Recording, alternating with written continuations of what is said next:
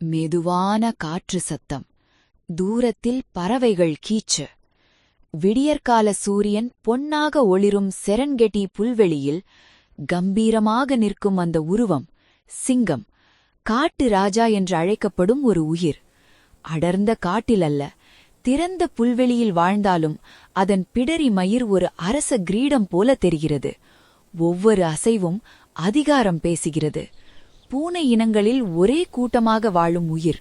Bright எனப்படும் குடும்பத்துடன் அமைதியாக இருந்தாலும் தன் எல்லையை காக்கும் வீர மனசு அதற்குள் உறங்கிக் கொண்டிருக்கிறது.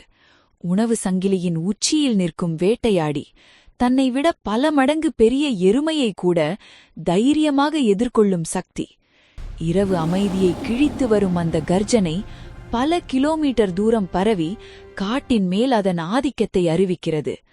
காலங்களாக அரச முத்திரைகளிலும் வீர சின்னங்களிலும் இடம் பிடித்த சிங்கம் அதிகாரம், தைரியம், தலைமைத்துவம் என்பதற்கான உருவகமாக மாறியது. ஆனால் அடர்ந்த பச்சை காட்டின் நிழலில் சுந்தர்பன்ஸ் காடுகளில் நடமாடும் புலி வேறு ஒரு ராஜா. இயற்கை ஒவ்வொரு உயிருக்கும் தனித்த அரியணை கொடுத்திருக்கிறது. அதனால்தான் சிங்கம் மனங்களில் காட்டு ராஜாவாக வாழ்கிறது.